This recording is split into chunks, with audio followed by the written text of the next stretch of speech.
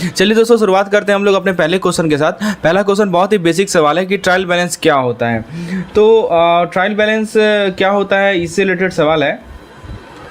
तो मैं आपको एक एक करके ऑप्शन समझाता हूँ। पहले मैं आपको ट्रायल बैलेंस के बारे में थोड़ा समझाना चाहता हूँ कि जिससे आप आसानी से समझ जाए ट्रायल बैलेंस क्या है। जैसे मान लीजिए कि आप एक छोटा सा लेमोनेड स्टैंड है, ठीक है। Suppose you are running a lemonade stand, right.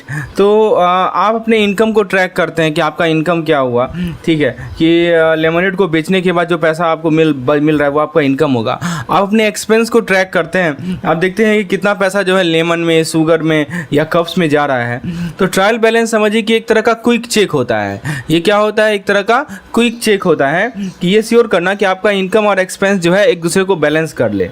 तो ये कैसे काम करता है, तो एक तरफ होता है हमारा इनकम, एक तरफ क्या होता है इनकम, जिसको हम लोग बोलते हैं डेबिट, ठीक है। तो ये एक तरफ समझिए कि जो पैसा जो है आपके लेमोनेड स्टैंड में कैश रजिस्टर में आ रहा है उसको इनकम बोलते हैं। तो अकाउंटिंग के टर्म में इसको डेबिट कहा जाता है। और दूसरा होता है एक्सपेंस। एक्सपेंस मतलब कि जो पैसा आप सप्लाईज पे खर्च कर रहे हैं, अपने लेमोनेड स्टैंड के लिए जो सप्लाईज आ रहा है उस पर जो पैसा आप खर्च कर रहे हैं वो आपका एक्सपेंस हो गया। अकाउंटिंग के टर्म्स में इसको क्या बोलते हैं हम लोग, इसको बोलते हैं हम लोग क्रेडिट्स, ठीक है। तो ट्रायल बैलेंस आपके सारे इनकम, आपके सारे एक्सपेंस अकाउंट को लिस्ट करेगा और टोटल डेबिट और टोटल क्रेडिट अमाउंट को शो करेगा। आइडियली जो टोटल डेबिट है वो टोटल क्रेडिट के बराबर होगा। इससे क्या होता है कि आप अपने बुक कीपिंग में एरर को कैच कर सकते हैं, ठीक है। जैसे मान लीजिए एक्सीडेंटली आपने एक्सपेंस को 2 बार लिख दिया तो मैच नहीं करेगा, आपका मैच नहीं कर रहा है तो कहीं तो एरर है। तो यही फायदा होता है इसका। तो दोस्तों सिंपल भाषा में बात करें तो ट्रायल बैलेंस के बारे में 2 बात समझ लीजिए। पहला काम क्या करता है, इट लिस्ट ऑल अकाउंट, जितने भी अकाउंट है उसका यहाँ पे लिस्ट आपको मिल जाएगा। दूसरा काम क्या करेगा कि ये टोटल डेबिट और टोटल क्रेडिट शो करेगा, टोटल डेबिट कितना है और टोटल क्रेडिट कितना है उसे शो करेगा। और तीसरा पॉइंट ये क्या करेगा कि आपका बुक को बैलेंस करेगा, ठीक है। बुक इज बैलेंस्ड, ये इंश्योर करेगा कि जो आपका बुक है ना वो बैलेंस हो, टोटल डेबिट टोटल क्रेडिट के बराबर हो। तो यही चीज़ है। तो दोस्तों आप जरा ऑप्शन को देखते हैं। मैंने बेसिक चीज़ समझा दिया आपको। ऑप्शन ए कर रहा है detail account statement, summary of transaction, list और एब्स्ट्रैक्ट ऑफ बैलेंस और total debit total credit of the account in the ledger. और लास्ट ऑप्शन को देखते हैं। लास्ट ऑप्शन कर रहा है कि financial report for tax purpose. सही जवाब क्या है इसका, ऑप्शन नंबर सी। एक लिस्ट होता है, एब्स्ट्रैक्ट होता है बैलेंस का, टोटल डेबिट का, टोटल क्रेडिट का अकाउंट लेजर में। समझ में आ गया। चलिए अब हम लोग बात करते हैं कि ट्रायल बैलेंस का क्या पर्पज़ है। ट्रायल बैलेंस तो हमने समझ लिया, अब ट्रायल बैलेंस का क्या पर्पज़ है। देखिए दोस्तों, इसको मैं आपको एग्जांपल लेके समझाता हूँ। पहले ऑप्शन आप देख लीजिए। To record detail transaction, to determine the equality of posted debit and credit, to establish a basic summary for tax purpose. देखिए दोस्तों, जैसे मान लीजिए कि आप अपने लेमोनेड स्टैंड पे मनी को जगल कर रहे हैं। Imagine you are juggling money at your lemonade stand. तो आप क्या करते हैं कि कुछ कॉइन्स है आपके पास जिसको आप टॉस करते हैं हवा में, ठीक है, ताकि आपका सेल्स को रिप्रेजेंट करे। ये क्या रिप्रेजेंट करेगा, सेल्स को रिप्रेजेंट करेगा। और आप जो है कुछ कॉइन को कैच करते हैं, you are catching some coin, ठीक है। तो ये आपके एक्सपेंस को रिप्रेजेंट करेगा। तो कॉइन के साथ ही आप खेल रहे हैं। कुछ कॉइन को आप टॉस कर रहे हैं, तो टॉस कर रहे हैं तो सेल्स हुआ, और कुछ को आप कैच कर रहे हैं तो ये आपका क्या हो गया, एक्सपेंस हो गया। तो ट्रायल बैलेंस का मतलब ये चेक करना होता है कि आपने जितना कॉइन टॉस किया था उतना ही कॉइन आपने कैच किया या नहीं किया। तो दोस्तों डेबिट का मतलब क्या होता है कि जितना कॉइन आपने ऊपर उछाला, ठीक है, या इनकम या पैसा जो आ रहा है, यही होता है डेबिट। और क्रेडिट का मतलब क्या होता है, जो कॉइन आपने कैच किया। तो ट्रायल बैलेंस आपको हेल्प करता है देखने में कि जो टोटल नंबर ऑफ कॉइन जो आपने टॉस किया, यानी टोटल जो आपका डेबिट है वो क्रेडिट के बराबर है या नहीं है। यदि ये मैच नहीं करेगा, if they do not match, तो उस केस में क्या होगा, कहीं तो मिस्टेक है, there is a mistake, right. तो ट्रायल बैलेंस आपको एग्जैक्टली नहीं बताता कि कहाँ मिस्टेक है। इसके थ्रू आप आइडेंटिफाई कर सकते हैं कि कुछ तो गड़बड़ है। तो फिर आप वापस जाएंगे और अपने रिकॉर्ड को चेक करेंगे ताकि जो मिसिंग कॉइन है उसको रिकॉर्ड करेंगे। तो दोस्तों ट्रायल बैलेंस के बारे में मैंने आपको क्या बताया कि ट्रायल बैलेंस एक तरह का क्विक चेक होता है। किस चीज़ का क्विक चेक होता है कि जहाँ पे आप ये श्योर करते हैं कि आप सारे के सारे इनकम को रिकॉर्ड कर लें। All income should be recorded, all expense should be recorded, right. और फिर तीसरा पॉइंट क्या है कि जो टोटल आपका डेबिट है, इनकम को डेबिट भी बोला जाता है और एक्सपेंस को क्रेडिट भी बोला जाता है। टोटल आपका डेबिट है और टोटल क्रेडिट है वो क्या हो, बराबर हो। तो आप जरा ऑप्शन देखते हैं, to record detail transaction. Option भी कर रहा है to determine the equality of posted debit and credit, to establish a basic summary for, ये तो नहीं होगा, ये भी नहीं होगा, ये भी नहीं होगा। ऑप्शन नंबर बी हमारा सही जवाब है। तो ट्रायल बैलेंस का पर्पस यही है कि हमारा जो टोटल पोस्टेड डेबिट है, टोटल पोस्टेड क्रेडिट है, इसके इक्वालिटी को डिटरमाइन करना। चलिए अगला सवाल देखते हैं। अगला सवाल है कि when is a trial balance usually prepared, कब ट्रायल बैलेंस को प्रिपेयर किया जाता है। तो ट्रायल बैलेंस का मतलब ऐसा समझिए कि आप अपने पिगी बैंक को चेक कर रहे हैं, ठीक है। तो आप क्या करते हैं कि एक साल के अंत में जो है ना पूरा काउंट करते हैं, ठीक है, मतलब जैसे आप बुक क्लोजिंग करते हैं उस प्रकार से।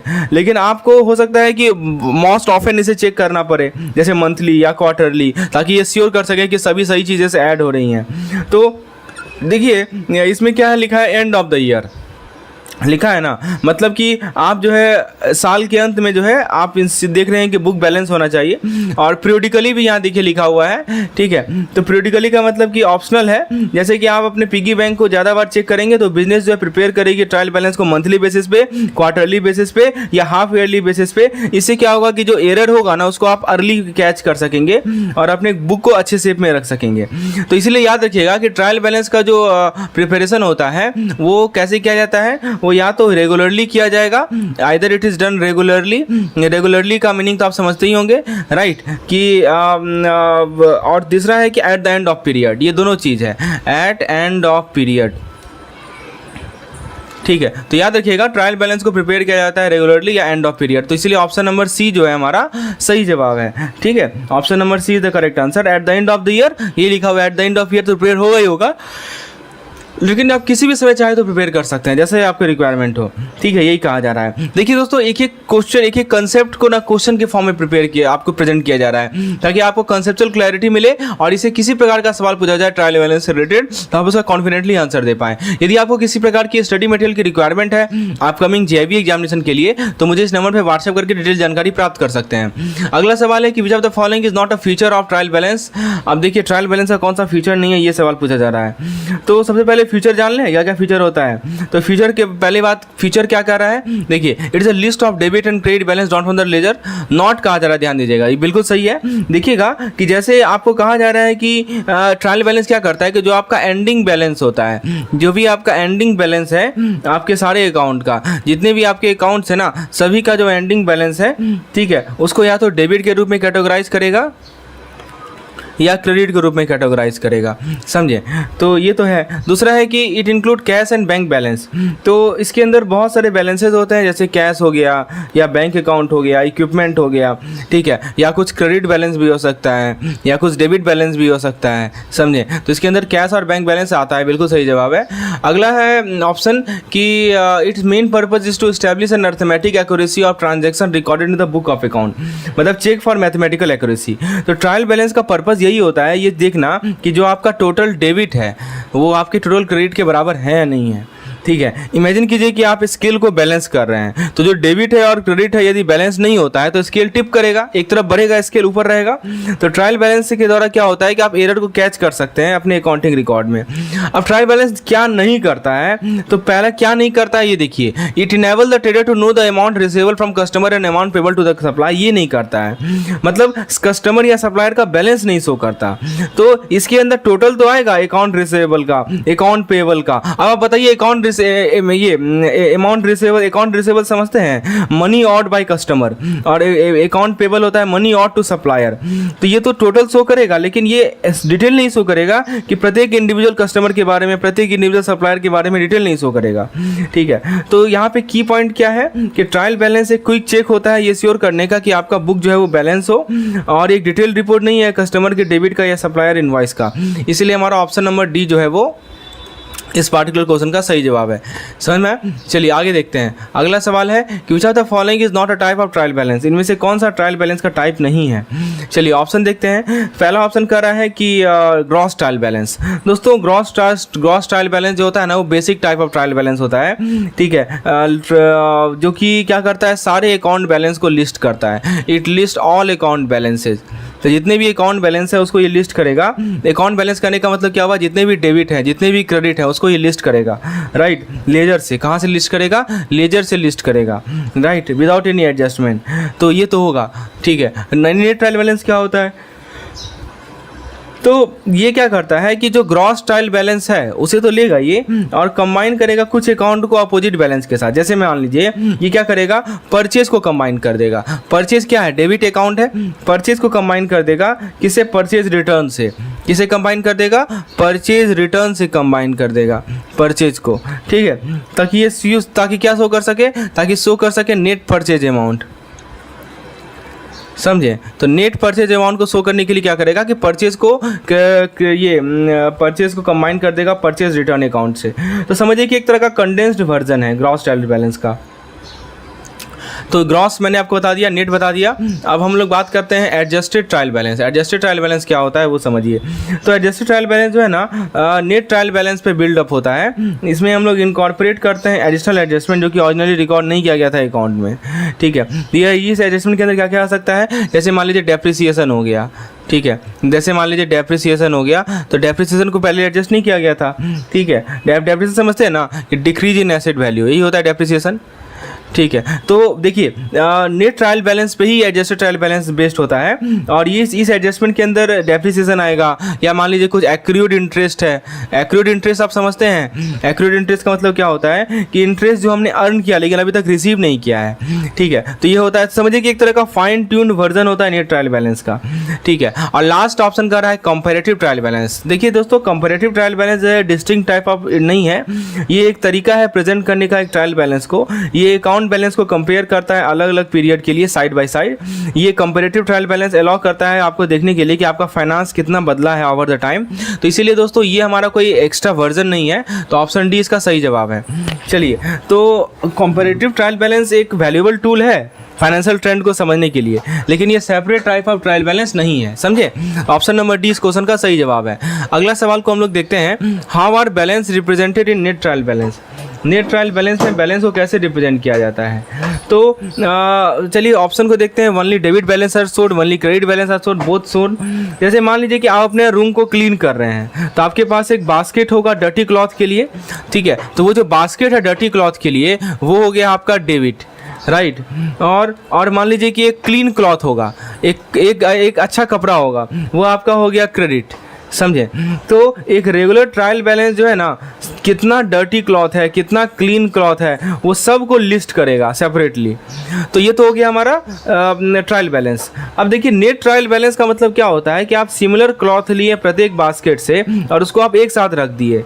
जैसे मान लीजिए कि आपके पास 10 डर्टी शर्ट था, you were having 10 dirty shirt, ठीक है। तो ये डेबिट हो गया आपका, ठीक है। और 5 क्लीन शर्ट था, मान लीजिए you are having 5 clean shirt, तो ये क्या हो गया, ये क्रेडिट हो गया। तो जो नेट ट्रायल बैलेंस आपको क्या शो करेगा, नेट ट्रायल बैलेंस आपको शो करेगा 5 डर्टी शर्ट। क्या ये क्या शो करेगा, 5 डर्टी शर्ट शो करेगा, यानी डेबिट शो करेगा। क्यों, क्योंकि आपने नेट कर लिया, राइट। तो यही होता है नेट ट्रायल बैलेंस में कि जो अकाउंट सेम बैलेंस टाइप का रहेगा उसको इंडिविजुअली शो करेंगे, अकाउंट जो अपोजिट बैलेंस टाइप का रहेगा उसको कंबाइन कर देंगे और जो डिफरेंस रहेगा उसको शो करेंगे। जैसे आपने यहाँ देखा ना, 10 डर्टी शर्ट और 5 क्लीन शर्ट, दोनों अपोजिट नेचर का है और दोनों को कंबाइन किया तो हमें क्या मिला, 5 डर्टी शर्ट मिला। इसीलिए दोस्तों ऑप्शन क्या कर रहा है कि बैलेंस को कैसे रिप्रेजेंट किया जाएगा net trial balance, only debit balance, only credit balance, both are shown, net balance are not shown, ठीक है। तो इसका सही जवाब है दोनों शो किया जाता है, डेबिट बैलेंस शो किया जाएगा, क्रेडिट बैलेंस शो किया जाएगा। तो नेट ट्रायल बैलेंस आपको एक कंसाइज ओवरव्यू प्रोवाइड करता है आपके फाइनेंस का। ये शो करता है कि प्रत्येक अकाउंट कैटेगरी के लिए नेट बैलेंस कितना है। दोस्तों इस प्रकार से जो मैं आपको वीडियोस प्रोवाइड कर रहा हूँ एमसीक्यूज का, ये हमारे सभी यूनिट के लिए अवेलेबल है हमारे चैनल पे, JIB NCERT made simple app पे। तो यदि आप उसको परचेज करना चाहते हैं तो आपको मैं डिस्काउंट भी प्रोवाइड करूंगा। If you need any type of discount please WhatsApp me on this particular number. चलिए अगला सवाल है, if the dash total of the account is more it will show dash balance. देखिए यहाँ पे fill in the blanks type question है।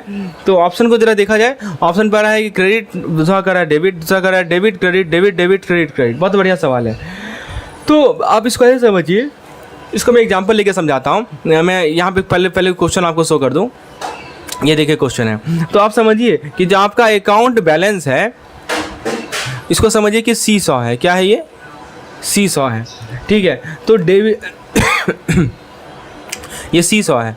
तो debit का मतलब क्या होगा कि आप लेफ्ट साइड में जो है आपके सीसॉ के लेफ्ट साइड में आप वेट डाल रहे हैं, you are putting weight on the left side of the seesaw, ठीक है। और क्रेडिट का मतलब क्या होता है कि आप वेट को राइट साइड में डाल रहे हैं, you are putting the weight on the right side of the seesaw.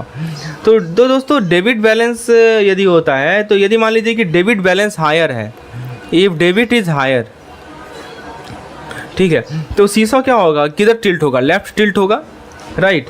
मतलब क्या हुआ कि अकाउंट का डेबिट बैलेंस है, तो ये अप्लाई होता है किसके लिए, एसेट और एक्सपेंस अकाउंट के लिए, ठीक है। यदि क्रेडिट बैलेंस होगा, इसका मतलब क्या होगा कि जो सीसॉ है वो राइट टिल्ट होगा, इसका मतलब कि अकाउंट का क्रेडिट बैलेंस है। और ये किसके लिए अप्लाई होता है, लायबिलिटी के लिए, लायबिलिटी के लिए अप्लाई होगा और इक्विटी अकाउंट के लिए अप्लाई होगा। मैं फिर से रिपीट कर दूं, डेबिट बैलेंस का मतलब कि जो सीसॉ है वो लेफ्ट टिल्टेड है, और लेफ्ट टिल्टेड होने का मतलब कि इसका डेबिट बैलेंस है, और ये एसेट और एक्सपेंस अकाउंट के लिए आपका अप्लाई करेगा। और क्रेडिट बैलेंस का मतलब कि सीसॉ जो है राइट टिल्टेड है, और ये किसके लिए अप्लाई होगा, लायबिलिटी और इक्विटी अकाउंट के लिए।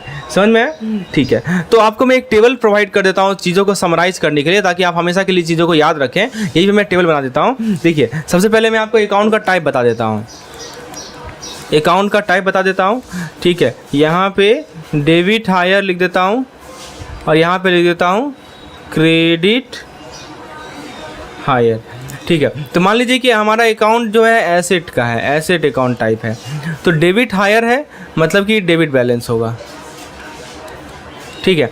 यदि हमारा मान लीजिए कि लायबिलिटी है, तो लायबिलिटी में डेबिट हायर है, तो क्रेडिट बैलेंस होगा, समझे। फिर दूसरा है एक्सपेंस, एक्सपेंस में डेबिट हायर है, तो डेबिट बैलेंस होगा। और लास्ट है हमारा रेवेन्यू, तो रेवेन्यू में हमारा यदि डेबिट हायर है तो क्रेडिट बैलेंस होगा, समझे। आप जरा क्वेश्चन पे आ जाइए, इतना पॉइंट मैंने आपको समझाया, अब जरा क्वेश्चन पे आ जाइए। क्वेश्चन में क्या कर रहा है, if the dash side of total account is more it will show dash balance. तो इसका सही जवाब क्या होगा बताइए, इसका सही जवाब होगा कि यदि अकाउंट का डेबिट बैलेंस ज़्यादा है तो वो क्या शो करेगा, वो क्रेडिट शो करेगा, समझे। तो option number B is the correct answer. चलिए अगला सवाल है कि ट्रायल बैलेंस को क्यों प्रिपेयर किया जाता है, why is trial balance prepare. इसको मैंने आपको पहले ही बताया था कि ट्रायल बैलेंस प्रिपेयर करने का बेसिक कारण क्या है। तो ट्रायल बैलेंस प्रिपेयर करने का बेसिक कारण क्या है, वी हैव ऑलरेडी डिस्कस।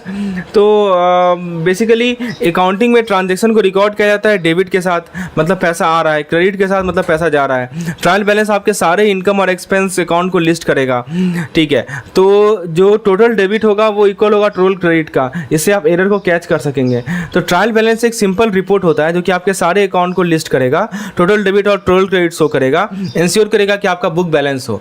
तो ट्रायल बैलेंस प्रिपेयर करने का क्या कारण है, ऑप्शन देखते हैं, to finalise financial statement. Option B कर रहा है कि to verify arithmetic accuracy of the transaction recorded in the book, बिल्कुल सही जवाब है, option B is the correct answer. अगला सवाल है कि under the double entry system of book keeping when will trial balance tally. तो डबल एंट्री बुक कीपिंग के अंदर ट्रायल बैलेंस टैली कब करेगा, ये सवाल है। तो दोस्तों इमेजिन कीजिए कि आप लेमोनेड स्टैंड पे बॉल को जगल कर रहे हैं, आपने कुछ कॉइन को टॉस किया एयर में, डेबिट किया, आप सेल्स को रिप्रेजेंट कर रहे हैं, और कुछ कॉइन को टॉस किया, क्रेडिट किया ताकि एक्सपेंस को रिप्रेजेंट कर रहे हैं। तो ट्रायल बैलेंस का मतलब चेक करना हो गया कि आपने सेम नंबर ऑफ कॉइन को टॉस किया, कॉट किया या नहीं किया, जितना आपने टॉस किया। तो पहला ऑप्शन को देखते हैं, all transactions are recorded in the ledger. Double, यहाँ पे ध्यान दीजिएगा, डबल एंट्री बुक कीपिंग की बात की जा रही है। तो ट्रायल बैलेंस कब टैली होगा, ये सवाल है कि ऑप्शन ए कर रहा है कि all transaction are recorded in the ledger. मतलब कि ये एनफ नहीं है दोस्तों, चाहे मान लीजिए कि सभी चीज़ों को आप रिकॉर्ड कर भी लें तो हो सकता है कि इनकरेक्टली रिकॉर्ड किया गया हो, जैसे आपने सेल्स को एक्सपेंस में डाल दिया हो, तो ये भी तो हो सकता है। तो ये तो ऑप्शन ए तो इनकरेक्ट है, ठीक है। ट्रायल बैलेंस टैली तभी करेगा, ये कंडीशन नहीं है। दूसरा कंडीशन क्या कर रहा है कि if the trial balance are correctly recorded through book of prime entry, correctly posted to the ledger, totalling incorrect, ये बिल्कुल सही जवाब है। यदि आप प्रत्येक ट्रांजेक्शन को एक्यूरेटली रिकॉर्ड करेंगे राइट प्लेस में, ठीक है, जिसको हम लोग बोलते हैं बुक ऑफ प्राइम एंट्री। ये बुक ऑफ प्राइम एंट्री का मतलब क्या हुआ, this is the meaning of right place, मतलब आप सभी चीज़ों को सही जगह पे एंट्री कर रहे हैं, उसको करेक्टली पॉइंट करेंगे लेजर में, ठीक है। मतलब आप कॉइन को अपने हैंड से जो है करेक्ट बकेट में ट्रांसफर करेंगे और इंश्योर करेंगे कि जो आपका टोटल है वो एक्यूरेट हो, तो आपका ट्रायल बैलेंस जो है बैलेंस हो जाएगा। ऑप्शन सी कर रहा है कि if the record are recorded in the cash book, तो ये हमेशा ये कैश ट्रांजेक्शन को कैप्चर करता है, ठीक है, तो ये गलत है। और लास्ट ऑप्शन कर रहा है कि if the transaction are posted to the laser,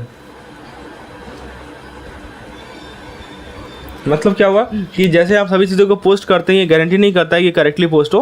तो याद रखिएगा, ये जो हमारा बैलेंस ट्रायल बैलेंस होता है, ये इसका मतलब यही होता है कि आपने रिकॉर्ड किया, आपने कैटेगराइज किया, आपने टोटल किया सारे अपने ट्रांजेक्शन को डबल एंट्री सिस्टम के माध्यम से, ये पॉइंट है।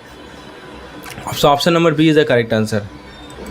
How can error be broadly divided, तो एरर को हम लोग कैसे कैसे डिवाइड कर सकते हैं। तो आइए देखते हैं। सबसे पहले ये अकाउंटिंग एरर को आप दो कैटेगरी में ब्रॉडली डिवाइड कर सकते हैं। पहला होता है प्रिंसिपल एरर और रिकॉर्डिंग एरर। ठीक है, आपके सामने 4 ऑप्शन दिया गया है, राइट। सो आप देख सकते हैं पहला एरर क्या होता है, principle error and recording error. मैं आपको थोड़ा समझा दूं कि रिकॉर्डिंग एरर क्या होता है, कि इसको क्लरिकल एरर भी बोलते हैं, राइट। तो जैसे मान लीजिए कि आप अपने पिगी बैंक को बैलेंस कर रहे हैं, यानी रिकॉर्डिंग ट्रांजैक्शन को बैलेंस कर रहे हैं, तो एक्सीडेंटली आपने क्या किया, गलत अमाउंट लिख दिया। आपने $10 लिख दिया, ठीक है, रादर देन 15, आपको लिखना था $15, लेकिन आपने लिख दिया $10। तो एक तरह का टाइपोज है, एक तरह का मिस्टेक है रिकॉर्डिंग में, तो ये किसको कहते हैं हम लोग, रिकॉर्डिंग एरर। और दूसरा एरर होता है हमारा प्रिंसिपल एरर। प्रिंसिपल एरर क्या होता है, इमेजिन कीजिए कि आपको पिगी बैंक को यूज करने का रूल ही नहीं पता है, यानी अकाउंटिंग प्रिंसिपल के बारे में जानकारी ही नहीं है। तो आप क्या करेंगे, जो आपको इनकम दिखेगा उसको मनी रख देंगे, आउटगोइंग मनी सेक्शन में रख देंगे। तो ये एरर होता है कि आप करेक्ट अकाउंटिंग रूल को अप्लाई नहीं कर रहे हैं, इसको बोलते हैं हम लोग प्रिंसिपल एरर। ठीक है, तो जैसे रिकॉर्डिंग एरर का मैंने आपको एग्जांपल बताया ना, कि आपको $100 का पेमेंट करना था, ठीक है, आपने उसको $110 कर दिया, तो ये रिकॉर्डिंग एरर हो गया।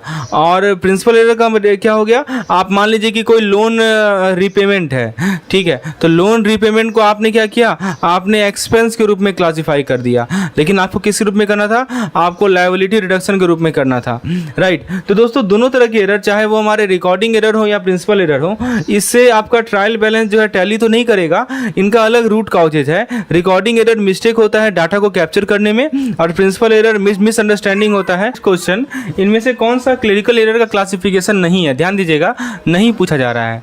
Which of the following is not a classification of clerical error. तो पहला ऑप्शन कर रहा है एरर ऑफ ओमिशन। इसका क्या मतलब होता है कि जैसे मान लीजिए कि आप अपने अर्निंग को नोट कर रहे हैं, आपका बिजनेस है और आप अपने अर्निंग को नोट कर रहे हैं, लेकिन आपने क्या किया कि आपने सेल किया था उसको लिखा ही नहीं, ठीक है, you forget to write down the sale you made. तो यही होता है ओमिशन, आप ओमिट कर गए ना, ठीक है, you omitted, so this is called error of omission. दूसरा होता है error of commission. Error of commission क्या होता है ये समझिए। आपने क्या किया कि किसी एक्सपेंस को, कोई खर्चा था आपका, उसको आपने 2 बार लिख दिया, you have accidentally record an expense twice. जैसे मान लीजिए कि आपका लेमनेड स्टैंड है, तो जो लेमन का कॉस्ट है उसको आपने 2 बार लिख दिया, राइट। तो यही होता है हमारा मतलब समझिए कि आपने या तो रॉन्ग प्लेस में लिख दिया या रॉन्ग अमाउंट लिख दिया, तो ये होता है हमारा एरर ऑफ कमीशन।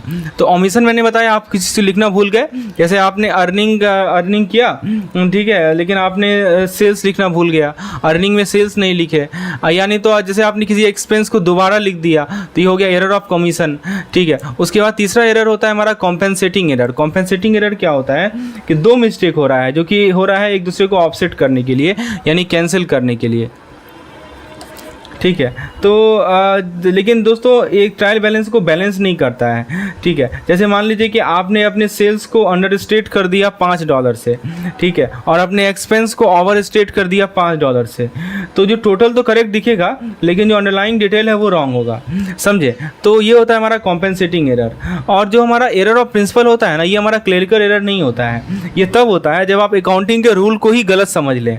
जैसे मान लीजिए कि आप अपने लेमनेड स्टैंड का जो वैल्यू है उसको आपने एक्सपेंस के रूप में रिकॉर्ड कर दिया, तो आपसे सवाल क्या पूछा गया था कि कौन सा क्लरिकल एरर नहीं है। तो देखिए पहला तीसरा ऑप्शन क्लरिकल एरर है, error of omission, error of commission और कॉम्पेंसेटिंग एरर। लेकिन ये जो एरर ऑफ प्रिंसिपल है ये हमारा क्लरिकल एरर नहीं आता है, राइट। तो क्लरिकल एरर में क्या मतलब होता है कि मिस्टेक हो जाता है रिकॉर्ड करने में। तो लेकिन एरर ऑफ प्रिंसिपल क्या होता है कि आप बेसिक प्रिंसिपल को समझने में ही भूल कर देते हैं, समझे। तो इसीलिए दोस्तों ऑप्शन नंबर डी इसका क्या है, सही जवाब है। अगला सवाल है कि what is true about error of omission. Error of omission के बारे में क्या सही है। तो सेम एग्जांपल लीजिए लेमनेड स्टैंड का, ठीक है। आप जो है अपने लेमनेड स्टैंड का इनकम को लिख रहे हैं, suppose you are writing down the income of your lemonade stand in a notebook. आप अपने नोटबुक में लेमनेड स्टैंड से जो भी इनकम हो रहे हैं उसको आप नोट कर रहे हैं, मान लीजिए, ठीक है। तो एरर ऑफ ओमिशन कब होगा, एरर ऑफ ओमिशन तब होगा जब आप जो है जो सेल आपने किया था उसको लिखना आप भूल जाएं, ठीक है, या तो पूरा का पूरा लिखना भूल जाए, या सेल अमाउंट का एक पार्ट ही आप रिकॉर्ड करें, you have recorded only a part. तो मतलब जो भी चीज़ है रिकॉर्ड करना भूल जाते हैं, ठीक है, तो वो हमारा एरर ऑफ ओमिशन कहलाता है। तो पहला ऑप्शन को कर रहा है इंटेंशनल एक्सक्लूजन, मतलब कि एरर ऑफ ओमिशन जो है ये सबसे पहले बात इंटेंशनल तो होता नहीं है, ये अनइंटेंशनल है, गलती से हो जाने वाला मिस्टेक है, ठीक है। हम कोई डेलिबरेटली इन्फॉर्मेशन को हाइड करने के लिए ऐसा नहीं करते हैं। दूसरा कह रहा है कि एरर इन कैलकुलेशन। दोस्तों मिस्टेक जैसे मैथमेटिकल मिस्टेक होता है, जैसे हम एडिंग गलत कर रहे हैं, सब्ट्रैक्टिंग गलत कर रहे हैं, तो ओमिशन जो है कैलकुलेशन को तो अफेक्ट करेगा ही, लेकिन ये कैलकुलेशन खुद नहीं है, तो ये भी नहीं होगा। दूसरा कह रहा है कि डी देखते हैं, it affect only the income statement. तो दोस्तों एरर ऑफ ओमिशन जो है ना बहुत सारे फाइनेंशियल स्टेटमेंट को इम्पैक्ट कर सकता है, राइट। तो जैसे कि बैलेंस शीट हो गया, जैसे हमारा बैलेंस शीट हो गया, ठीक है, उसके अलावा हमारा कैश फ्लो स्टेटमेंट हो गया, इन सभी को ये अफेक्ट कर सकता है एरर ऑफ ओमिशन, ठीक है। तो इनकम स्टेटमेंट, बैलेंस शीट केवल इनकम स्टेटमेंट को ही अफेक्ट करेगा ऐसा नहीं, ये भी गलत है। ऑप्शन सी इसका सही जवाब है। It occur when a transaction is completely और partially omitted to be recorded in the book of account, ठीक है। तो एरर ऑफ ओमिशन का मतलब यही होता है कि हम जो है ट्रांजैक्शन को रिकॉर्ड करना भूल गए, या तो फुल्ली या पार्शियली। ये एक अनइंटेंशनल मिस्टेक होता है, कोई डिलीवरेट एक्ट नहीं होता है। तो ऑप्शन नंबर सी हमारा क्या है, सही जवाब है। अगला सवाल देखते हैं कि which type of error is present when goods are purchase on credit from Mister A and this transaction is not recorded in the purchase journal. बहुत अच्छा सवाल है। तो चलिए ऑप्शन को देखते हैं। पहला ऑप्शन कर रहा है error of commission. Error of commission का क्या मतलब हुआ कि आप जब किसी चीज को इनकरेक्टली रिकॉर्ड करते हैं, रिकॉर्ड इनकरेक्टली, आप किसी चीज़ को इनकरेक्टली रिकॉर्ड कर रहे हैं, जैसे मान लीजिए कि आपने रॉन्ग अमाउंट लिख दिया या परचेज को 2 बार कर दिया, तो ये होता है हमारा error of commission. Error of principle क्या होता है, जब आप अकाउंटिंग रूल को गलत समझ लेते हैं, जैसे आपने परचेज को रिकॉर्ड कर दिया एक्सपेंस के रूप में, ना कि अकाउंट पेबल में। एरर ऑफ कंप्लीट ओमिशन क्या होता है कि अब अच्छा पहले पार्शियल ओमिशन की बात करते हैं। पार्शियल ओमिशन क्या होता है कि आपने रिकॉर्ड किया परचेज को पार्शियली, जैसे केवल क्वांटिटी ऑफ लेमन लिखा लेकिन प्राइस लिखना भूल गए, समझे। तो क्वेश्चन क्या था, जरा क्वेश्चन देखिए आप। सवाल ये था कि इनमें से कौन सा एरर होगा जब गुड्स को परचेज किया गया ए से उधार पे और ट्रांजैक्शन को परचेज जर्नल में हमने नहीं लिखा। तो ये होगा हमारा एरर ऑफ कंप्लीट ओमिशन, ठीक है। क्यों? क्योंकि एरर ऑफ ओमिशन का मतलब यही होता है। The correct answer is option number C. अगला सवाल है कि किस तरह का एरर होगा जब गुड्स को हमने ए से उधार पे लिया और एंट्री को हमने परचेज जर्नल में रिकॉर्ड किया, लेकिन क्या हुआ, but it remain to be posted to the supplier Mister A account, ठीक है। तो इस केस में क्या होगा, तो ये बहुत अच्छा सवाल है। तो देखिए दोस्तों, पार्शियल ओमिशन का मतलब क्या होता है इसको समझिए। मैं पार्शियल ओमिशन का मतलब समझाता हूँ। पार्शियल ओमिशन का मतलब ये होता है, जैसे मान लीजिए मिस्टर ए है, तो मिस्टर ए से आपने क्या किया, लेमन खरीदा क्रेडिट पे, ठीक है। मिस्टर ए से आपने लेमन खरीदा क्रेडिट पे, उधार पे, अपने लेमनेड स्टैंड के लिए, ठीक है। आपका लेमनेड स्टैंड है और मिस्टर ए से आपने क्या खरीदा, लेमन खरीदा। तो पार्शियल ओमिशन का मतलब क्या होगा कि आप क्या करते हैं कि परचेज को अपने परचेज जर्नल में लिखा, ठीक है। आपने परचेज को कहाँ लिखा, परचेज जर्नल में लिखा, ठीक है। जैसे नोटबुक होता है परचेज को रिकॉर्ड करने का, वैसे ही अपना परचेज जर्नल होता है, वहाँ पे आपने परचेज तो लिख दिया, लेकिन मिस्टर ए के अकाउंट को अपडेट नहीं किए आप। मिस्टर ए का जो अकाउंट था आपके लेजर में, ठीक है, कि उसको आपने अपडेट नहीं किया। आपने ये नहीं लिखा कि आपने जिससे उधार लिया था वो कौन है। तो यही हमारा एक मिसिंग स्टेप होता है कंप्लीट ट्रांजेक्शन को रिकॉर्ड करने में, समझे। तो यही एरर होता है हमारा, एरर ऑफ पार्शियल ओमिशन। मैं फिर से रिपीट कर दूं, मिस्टर ए से आपने लेमन उधार लिया अपने लेमनेड स्टैंड के लिए, तो आपने अपने अकाउंट में, ठीक है, परचेज जर्नल में लिख दिया कि परचेज के बारे में, लेकिन मिस्टर ए का जो अकाउंट है आपके लेजर में, उसको आपने अपडेट नहीं किया। तो ये होता है एरर ऑफ पार्शियल ओमिशन, ठीक है। और एक होता है एरर ऑफ कंप्लीट ओमिशन, जैसे पिछला वाला जो केस था वो था कंप्लीट ओमिशन का। यहाँ पे आपने ट्रांजेक्शन को रिकॉर्ड ही नहीं किया परचेज जर्नल में, तो ये तो कंप्लीट ओमिशन हो गया। लेकिन यहाँ पे क्या कर रहा है कि आपने रिकॉर्ड किया परचेज जर्नल में, लेकिन आपने सप्लायर का अपने ये लेजर में पोस्टिंग नहीं किया, ठीक है। तो ये हमारा होता है एरर ऑफ पार्शियल ओमिशन। बहुत अच्छा क्वेश्चन का सेट है दोस्तों, आपके लिए बना के लाया हूं। अगला सवाल है कि एरर ऑफ कंप्लीट ओमिशन जो है ट्रायल बैलेंस को कैसे अफेक्ट करता है, ठीक है। तो दोस्तों सबसे पहला ऑप्शन है कि it has no effect on the trial balance. तो दोस्तों इमेजिन कीजिए कि आप अपने लेमनेड स्टैंड पे मनी को जगल कर रहे हैं। आपने कुछ कॉइन को टॉस किया, डेबिट हुआ सेल्स के लिए, और कुछ कॉइन को कैच किया एक्सपेंस के लिए। तो ट्रायल बैलेंस चेक करेगा कि जितना कॉइन टॉस हुआ उतना कॉइन कॉट हुआ, दोनों बराबर है कि नहीं है, ठीक है। तो सवाल क्या है कि error of complete omission affect the trial balance. तो पहला है कि कंप्लीट ओमिशन, ठीक है। तो यदि आप मान लीजिए कि एक सेल को कंप्लीटली रिकॉर्ड करना भूल जाते हैं, तो मतलब कि आपने जो कॉइन को टॉस किया उसको मिस कर गए, लेकिन आप जो है किसी रिलेटेड एक्सपेंस को रिकॉर्ड नहीं करेंगे, ठीक है। तो इसका इम्पैक्ट क्या होगा, जो कि डेबिट और क्रेडिट मिस कर रहा है पिक्चर से, तो ट्रायल बैलेंस अभी भी बैलेंस दिखेगा हमें, राइट। तो ये समझिए कि मिसिंग एलिमेंट एक दूसरे को कैंसिल कर रहा है और ओवरऑल पिक्चर क्या इनकम्प्लीट है, ठीक है। तो ये चीज़ है। अब देखिए ये यही बताया जा रहा है कि how does the error of complete omission affect the trial balance. तो इसका ट्रायल बैलेंस पे कोई इफेक्ट नहीं होगा, right. It has no effect on the trial balance, क्योंकि दोस्तों दोनों आपस में कैंसिल हो जा रहा है, कोई इफेक्ट नहीं दिख रहा है, राइट। चलिए उसके बाद नेक्स्ट क्वेश्चन है कि पार्शियल ओमिशन का क्या इफेक्ट पड़ेगा ट्रायल बैलेंस पे। अब देखिए पार्शियली यदि हम ओमिट करते हैं, आपने सेल्स को रिकॉर्ड किया लेकिन फुल एक्सपेंस को रिकॉर्ड नहीं किया, तो ट्रायल बैलेंस क्या होगा कि आपका कंप्लीट ओमिशन जो है ट्रायल बैलेंस को इफेक्ट नहीं करेगा, ठीक है, लेकिन फाइनेंशियल रिकॉर्ड आपका इनकम्प्लीट जरूर होगा। लेकिन पार्शियल ओमिशन के कारण क्या होगा कि आपके ट्रायल बैलेंस में इम्बैलेंस आ जाएगा, जिस कारण से आपको इन्वेस्टिगेट करना पड़ेगा और इन्फॉर्मेशन जो मिस कर रहा है उसको फाइंड करना पड़ेगा। तो इस कारण से जो ट्रायल बैलेंस है वो क्या होगा, डिसएग्री होगा, राइट। तो ऑप्शन नंबर ए इसका सही जवाब है। समझ में आया दोस्तों आपको बेसिक चीज़। तो याद रखिएगा जब हमारा कंप्लीट ओमिशन होता है तो उसका ट्रायल बैलेंस पे कोई असर नहीं पड़ता, लेकिन यदि पार्शियल ओमिशन होगा तो ट्रायल बैलेंस हमारा डिसएग्री होगा। अगला सवाल है what is an error of commission based on, ठीक है, कि लेमनेड को बेचने के बाद जो पैसा आपको मिल रहा है वो आपका इनकम होगा। आप अपने एक्सपेंस को ट्रैक करते हैं, आप देखते हैं कि कितना पैसा जो है लेमन में, शुगर में या कप्स में जा रहा है। तो ट्रायल बैलेंस समझिए कि एक तरह का क्विक चेक होता है। ये क्या होता है, एक तरह का क्विक चेक होता है कि ये श्योर करना कि आपका इनकम और एक्सपेंस जो है एक दूसरे को बैलेंस कर ले।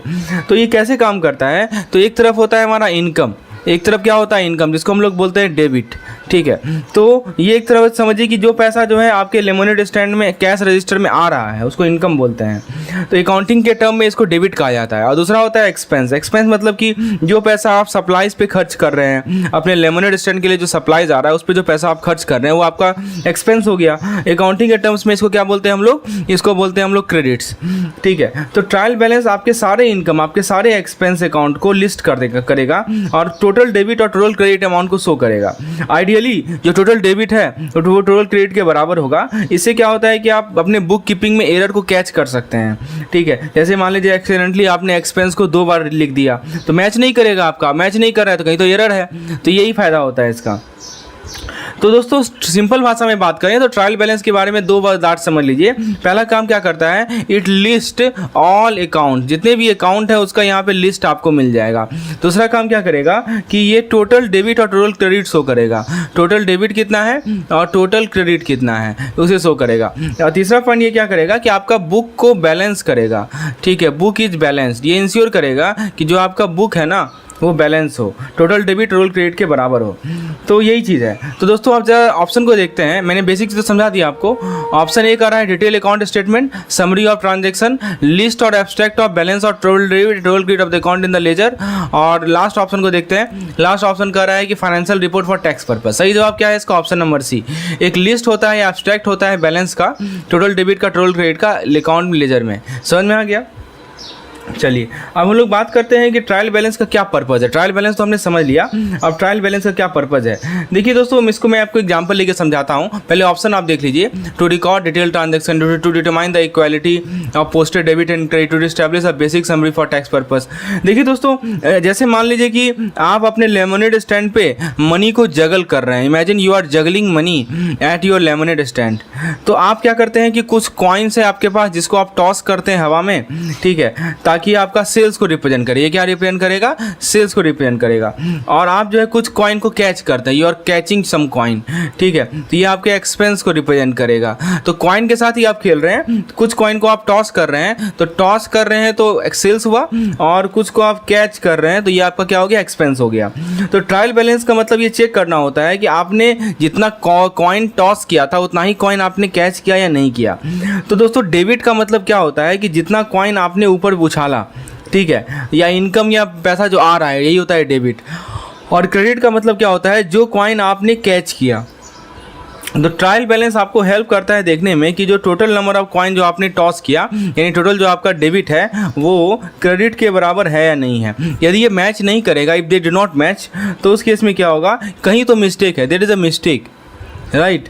तो ट्रायल बैलेंस आपको एग्जैक्टली नहीं बताता कि कहाँ मिस्टेक है, इसके थ्रू आप आइडेंटिफाई कर सकते हैं कि कुछ तो गड़बड़ है। तो फिर आप वापस जाएंगे और अपने रिकॉर्ड को चेक करेंगे ताकि जो मिसिंग कॉइन है उसको रिकॉर्ड करेंगे। तो दोस्तों ट्रायल बैलेंस के बारे में मैंने आपको क्या बताया कि ट्रायल बैलेंस एक तरह का क्विक चेक होता है। किस चीज़ का क्विक चेक होता है कि जहाँ पे आप ये श्योर करते हैं कि आप सारे के सारे इनकम को रिकॉर्ड कर लें। All income should be recorded, all expense should be recorded, right. और फिर तीसरा पॉइंट क्या है कि जो टोटल आपका डेबिट है, इनकम को डेबिट भी बोला जाता है और एक्सपेंस को क्रेडिट भी बोला जाता है, टोटल आपका डेबिट है और टोटल क्रेडिट है वो क्या हो, बराबर हो। तो आप जरा ऑप्शन देखते हैं, to record detail transaction. Option भी करा है to determine the equality of posted debit and credit, to establish the basic 74। ये तो नहीं होगा, ये भी नहीं होगा, ये भी नहीं होगा। ऑप्शन नंबर बी हमारा सही जवाब है। तो ट्रायल बैलेंस का पर्पज़ यही है कि हमारा जो टोटल पोस्टेड डेबिट है, टोटल पोस्टेड क्रेडिट है, इसके इक्वालिटी को डिटरमाइन करना। चलिए अगला सवाल देखते हैं। अगला सवाल है कि when is a trial balance usually prepared, कब ट्रायल बैलेंस को प्रिपेयर किया जाता है। तो ट्रायल बैलेंस का मतलब ऐसा समझिए कि आप अपने पिगी बैंक को चेक कर रहे हैं, ठीक है। तो आप क्या करते हैं कि एक साल के अंत में जो है ना पूरा काउंट करते हैं, ठीक है। मतलब जैसे आप बुक क्लोजिंग करते हैं उस प्रकार से। लेकिन आपको हो सकता है कि मोस्ट ऑफन इसे चेक करना पड़े, जैसे मंथली या क्वार्टरली, ताकि ये श्योर कर सके कि सभी सही चीज़ें से ऐड हो रही हैं। तो देखिए इसमें क्या है लिखा है, एंड ऑफ द ईयर लिखा है ना, मतलब कि आप जो है साल के अंत में जो है आप देख रहे हैं कि बुक बैलेंस होना चाहिए। और पीरियडिकली भी यहाँ देखिए लिखा हुआ है, ठीक है। तो पीरियडिकली का मतलब कि ऑप्शनल है, जैसे कि आप अपने पिगी बैंक को ज़्यादा बार चेक करेंगे तो बिजनेस जो है प्रिपेयर करेगी ट्रायल बैलेंस को मंथली बेसिस पे, क्वार्टरली बेसिस पे या हाफ ईयरली बेसिस पे। इससे क्या होगा कि जो एरर होगा ना उसको आप अर्ली कैच कर सकेंगे और अपने बुक को अच्छे शेप में रख सकेंगे। तो इसलिए याद रखिएगा कि ट्रायल बैलेंस का जो प्रिपरेशन होता है वो कैसे किया जाता है, वो या तो रेगुलरली किया जाएगा, either it is done regularly. Regularly का मीनिंग तो आप समझते ही होंगे, राइट, कि और तीसरा है कि eight the end of period. ये दोनों चीज़ है, एट एंड ऑफ पीरियड, ठीक है। तो याद रखिएगा ट्रायल बैलेंस को प्रिपेयर किया जाता है रेगुलरली या एंड ऑफ पीरियड। तो इसलिए ऑप्शन नंबर सी जो है हमारा सही जवाब है, ठीक है। Option number C is the correct answer. At the end of the year, ये लिखा हुआ है at the end of year, तो प्रिपेयर होगा ही होगा, लेकिन आप किसी भी समय चाहे तो प्रिपेयर कर सकते हैं जैसे आपकी रिक्वायरमेंट हो, ठीक है। यही कहा जा रहा है। देखिए दोस्तों, एक एक क्वेश्चन, एक एक कंसेप्ट को ना क्वेश्चन के फॉर्म में प्रिपेयर किया, आपको प्रेजेंट किया जा रहा है ताकि आपको कंसेप्चुअल क्लैरिटी मिले और इसे किसी प्रकार का सवाल पूछा जाए ट्रायल बैलेंस से रिलेटेड तो आप उसका कॉन्फिडेंटली आंसर दे पाएं। यदि आपको किसी प्रकार की स्टडी मटेरियल की रिक्वायरमेंट है अपकमिंग जेईई एग्जामिनेशन के लिए, तो मुझे इस नंबर पर व्हाट्सएप करके डिटेल जानकारी प्राप्त कर सकते हैं। अगला सवाल है कि which of the following is not a feature of trial balance. अब देखिए ट्रायल बैलेंस का कौन सा फीचर नहीं है, ये सवाल पूछा जा रहा है। तो सबसे पहले फीचर जान लें, क्या फीचर होता है। तो फीचर के पहले बात, फीचर क्या कर रहा है, देखिए it is a list of debit and credit balance drawn from the ledger. Not कहा जा रहा है, ध्यान दीजिएगा, ये बिल्कुल सही है। देखिएगा कि जैसे आपको कहा जा रहा है कि ट्रायल बैलेंस क्या करता है कि जो आपका एंडिंग बैलेंस होता है, जो भी आपका एंडिंग बैलेंस है आपके सारे अकाउंट का, जितने भी आपके अकाउंट्स है ना, सभी का जो एंडिंग बैलेंस है, ठीक है, उसको या तो डेबिट के रूप में कैटेगराइज करेगा या क्रेडिट के रूप में कैटेगराइज करेगा, समझे। तो ये तो है। दूसरा है कि it include cash and bank balance. तो इसके अंदर बहुत सारे बैलेंसेज होते हैं, जैसे कैश हो गया या बैंक अकाउंट हो गया, इक्विपमेंट हो गया, ठीक है, या कुछ क्रेडिट बैलेंस भी हो सकता है या कुछ डेबिट बैलेंस भी हो सकता है, समझे। तो इसके अंदर कैश और बैंक बैलेंस आता है, बिल्कुल सही जवाब है। अगला है ऑप्शन कि it's main purpose is to establish an arithmetic accuracy of transaction recorded in the book of account, मतलब चेक फॉर मैथमेटिकल एक्यूरेसी। तो ट्रायल बैलेंस का पर्पज यही होता है, ये देखना कि जो आपका टोटल डेबिट है वो आपके टोटल क्रेडिट के बराबर है या नहीं है, ठीक है। इमेजिन कीजिए कि आप स्केल को बैलेंस कर रहे हैं, तो जो डेबिट है और क्रेडिट है यदि बैलेंस नहीं होता है तो स्केल टिप करेगा, एक तरफ बढ़ेगा, स्केल ऊपर रहेगा। तो ट्रायल बैलेंस के द्वारा क्या होता है कि आप एरर को कैच कर सकते हैं अपने अकाउंटिंग रिकॉर्ड में। अब ट्रायल बैलेंस क्या नहीं करता है, तो पहला क्या नहीं करता है ये देखिए, it enable the trader to know the amount receivable from customer and amount payable to the supply. ये नहीं करता है, मतलब कस्टमर या सप्लायर का बैलेंस नहीं शो करता। तो इसके अंदर टोटल तो आएगा अकाउंट रिसीवेबल का, अकाउंट पेबल का। अब आप बताइए account amount receivable, account receivable समझते हैं, मनी ऑर्ड बाय कस्टमर, और अकाउंट पेबल होता है मनी ऑर्ड टू सप्लायर। तो ये तो टोटल शो करेगा, लेकिन ये डिटेल नहीं शो करेगा कि प्रत्येक इंडिविजुअल कस्टमर के बारे में, प्रत्येक इंडिविजुअल सप्लायर के बारे में डिटेल नहीं शो करेगा, ठीक है। तो यहाँ पे की पॉइंट क्या है कि ट्रायल बैलेंस एक क्विक चेक होता है ये श्योर करने का कि आपका बुक जो है वो बैलेंस हो, और एक डिटेल रिपोर्ट नहीं है कस्टमर के डेबिट का या सप्लायर इनवॉइस का। इसलिए हमारा ऑप्शन नंबर डी जो है वो इस पार्टिकुलर क्वेश्चन का सही जवाब है। समझ में आया? चलिए आगे देखते हैं। अगला सवाल है कि which of the following is not a type of trial balance, इनमें से कौन सा ट्रायल बैलेंस का टाइप नहीं है। चलिए ऑप्शन देखते हैं। पहला ऑप्शन कह रहा है कि ग्रॉस ट्रायल बैलेंस। दोस्तों ग्रॉस ट्रायल बैलेंस जो होता है ना, वो basic type of trial balance होता है, ठीक है, जो कि क्या करता है, सारे अकाउंट बैलेंस को लिस्ट करता है। It list all account balances, तो जितने भी अकाउंट बैलेंस है उसको ये लिस्ट करेगा। अकाउंट बैलेंस करने का मतलब क्या हुआ, जितने भी डेबिट है, जितने भी क्रेडिट है, उसको ये लिस्ट करेगा, राइट। लेजर से, कहाँ से लिस्ट करेगा, लेजर से लिस्ट करेगा, राइट, विदाउट एनी एडजस्टमेंट। तो ये तो होगा, ठीक है। नेट ट्रायल बैलेंस क्या होता है, तो ये क्या करता है कि जो ग्रॉस ट्रायल बैलेंस है उसे तो लेगा ये और कंबाइन करेगा कुछ अकाउंट को अपोजिट बैलेंस के साथ। जैसे मान लीजिए ये क्या करेगा, परचेज को कंबाइन कर देगा। परचेज क्या है, डेबिट अकाउंट है, परचेज को कंबाइन कर देगा किससे, परचेज रिटर्न से। किसे कंबाइन कर देगा, परचेज रिटर्न से कंबाइन कर देगा परचेज को, ठीक है, ताकि क्या शो कर सके, ताकि शो कर सके नेट परचेज अमाउंट। समझे? तो नेट परचेज अमाउंट को शो करने के लिए क्या करेगा कि परचेज को परचेज को कंबाइन कर देगा परचेज रिटर्न अकाउंट से। तो समझिए कि एक तरह का कंडेंस्ड वर्जन है ग्रॉस ट्रायल बैलेंस का। तो ग्रॉस मैंने आपको बता दिया, नेट बता दिया। अब हम लोग बात करते हैं adjusted trial balance. Adjusted trial balance क्या होता है वो समझिए। तो एडजस्टेड ट्रायल बैलेंस जो है ना, नेट ट्रायल बैलेंस पे बिल्डअप होता है। इसमें हम लोग इनकॉर्पोरेट करते हैं एडिशनल एडजस्टमेंट जो कि ऑरिजिनली रिकॉर्ड नहीं किया गया था अकाउंट में, ठीक है। ये इस एडजस्टमेंट के अंदर क्या क्या आ सकता है, जैसे मान लीजिए डेप्रिसिएशन हो गया, ठीक है, जैसे मान लीजिए डेप्रिसिएशन हो गया, तो डेप्रिसिएशन को पहले एडजस्ट नहीं किया गया था, ठीक है। डेप्रिसिएशन समझते हैं ना, कि डिक्रीज इन एसेट वैल्यू, यही होता है डेप्रिसिएशन, ठीक है। तो देखिए नेट ट्रायल बैलेंस पे ही एडजस्टेड ट्रायल बैलेंस बेस्ड होता है। और ये इस एडजस्टमेंट के अंदर डेप्रिसिएशन आएगा, या मान लीजिए कुछ एक्रूड इंटरेस्ट है। एक्रूड इंटरेस्ट आप समझते हैं, एक्रूड इंटरेस्ट का मतलब क्या होता है कि इंटरेस्ट जो हमने अर्न किया लेकिन अभी तक रिसीव नहीं किया है, ठीक है। तो ये होता है, समझिए कि एक तरह का फाइन ट्यून वर्जन होता है नेट ट्रायल बैलेंस का, ठीक है। और लास्ट ऑप्शन का रहा है कंपैरेटिव ट्रायल बैलेंस। देखिए दोस्तों, comparative trial balance distinct type of नहीं है, ये एक तरीका है प्रेजेंट करने का एक ट्रायल बैलेंस को। ये अकाउंट बैलेंस को कंपेयर करता है अलग अलग पीरियड के लिए साइड बाय साइड। ये कंपैरेटिव ट्रायल बैलेंस अलाउ करता है आपको देखने के लिए कि आपका फाइनेंस कितना बदला है ओवर द टाइम। तो इसीलिए दोस्तों ये हमारा कोई एक्स्ट्रा वर्जन नहीं है, तो ऑप्शन डी इसका सही जवाब है। चलिए, तो कंपैरेटिव ट्रायल बैलेंस एक वैल्यूएबल टूल है फाइनेंशियल ट्रेंड को समझने के लिए, लेकिन ये separate type of trial balance नहीं है, समझे। ऑप्शन नंबर डी इस क्वेश्चन का सही जवाब है। अगला सवाल को हम लोग देखते हैं, how are balance represented in net trial balance. Net trial balance में बैलेंस को कैसे रिप्रेजेंट किया जाता है। तो चलिए ऑप्शन को देखते हैं। Only debit balance are showed, only credit balance are showed, both showed. जैसे मान लीजिए कि आप अपने रूम को क्लीन कर रहे हैं, तो आपके पास एक बास्केट होगा डर्टी क्लॉथ के लिए, ठीक है। तो वो जो बास्केट है डर्टी क्लॉथ के लिए, वो हो गया आपका डेबिट, राइट। और मान लीजिए कि एक क्लीन क्लॉथ होगा, एक अच्छा कपड़ा होगा, वो आपका हो गया क्रेडिट, समझे। तो एक रेगुलर ट्रायल बैलेंस जो है ना, कितना डर्टी क्लॉथ है, कितना क्लीन क्लॉथ है, वो सब को लिस्ट करेगा सेपरेटली। तो ये तो हो गया हमारा ट्रायल बैलेंस। अब देखिए नेट ट्रायल बैलेंस का मतलब क्या होता है कि आप सिमिलर क्लॉथ लिए प्रत्येक बास्केट से और उसको आप एक साथ रख दिए।